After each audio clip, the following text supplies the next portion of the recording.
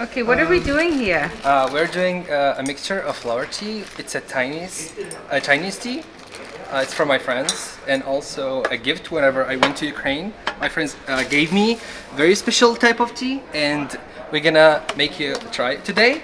I hope you have a very nice experience before you leave Iraq. Okay? Oh, my leaving tea. Yeah. I thought I just had my final tea in Iraq outside the hotel, but Well, this is special. It is special. I'm having some special tea with flowers and everything in it. That looks like jasmine. You can, yes. Yeah. It's like jasmine. The Chinese people actually drink the tea without any sugar. So Raman is leaving at the same time as me, and Amal is also leaving at the same time. So all three of us have departures at 4 a.m. this morning. Yeah. Amal has a land departure.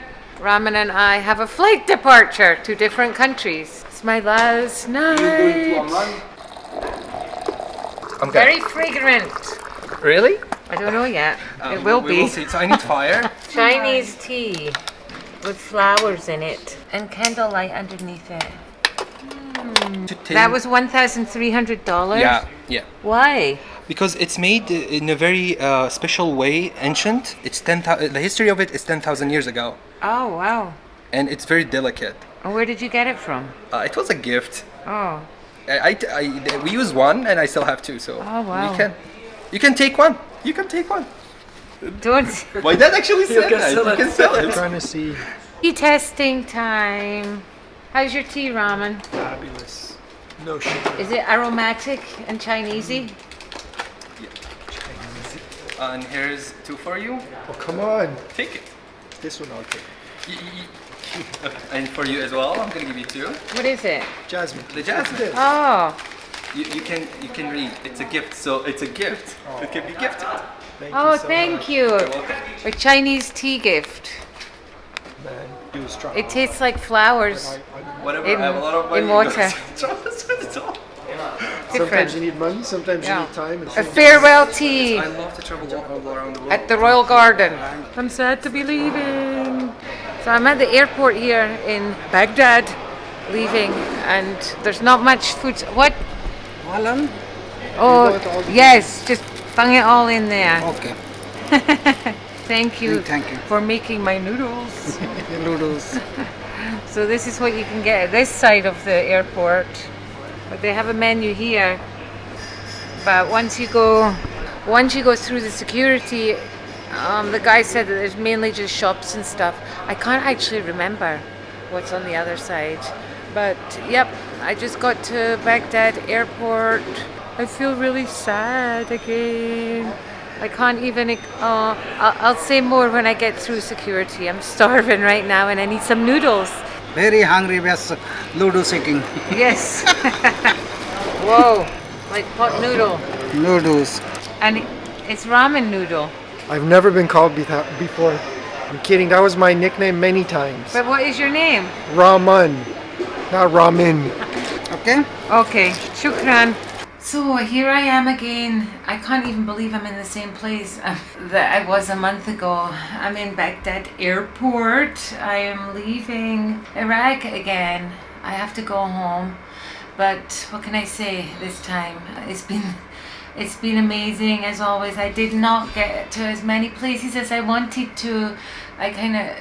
It's been a bit harder this time with so many people knowing me. It's been hard to be alone. So I kind of stayed in one place for, well, a couple of times I stayed in one place. I ended up staying in Mosul for about 10 days. Somebody texted me and said I must be the only tourist that stayed in Mosul that length of time. But I loved Mosul. I really did. So Mosul is the place I spent the most time. And I loved it. I really, really loved it. I don't know. It's just weird. The people there, I just get such a feeling of peace in Mosul. Like a sort of peace and love feeling in Mosul. Everybody, especially the women, they just want to give you hugs and kisses. It's so nice. I mean, the women do that all over Iraq, but I think I had more interactions with women in Mosul, although I had interactions with women in Baghdad, but the women in Baghdad are more used to seeing people and everything. going around. I grew attached to Mosul. I'm still grow attached to Iraq, very much so. And I'm just carried out everything. I've done about 53 vlogs in Iraq, and I still have more to come out. I'm just vlogging my journey. It's like 4 a.m. I have a long flight. I gotta go home. I gotta see my kids. I gotta see my mum. So I got to go stateside. Then I have to go Scotland. I'll spend some time in Scotland, and then I'll be back traveling again. I am not finished with Iraq for sure.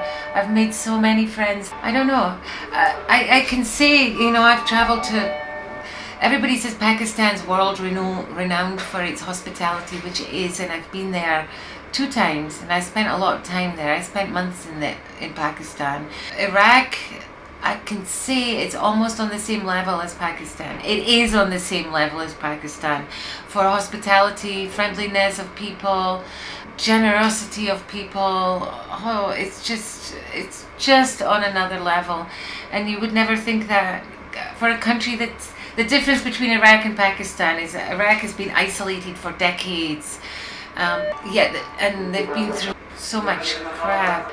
Pakistan hasn't been through so much, but Iraq has just been through hell, and the people are still so warm, so loving, so welcoming to every nationality. I've met so many, and the tourists are coming back. I met tourists from so many this time, like from America, from the UK, from Europe, and Iraqi people they're so happy to see everybody and welcome them in. So, Azim, I can't believe I'm in the same place, leaving Iraq again. But unfortunately, I have to go.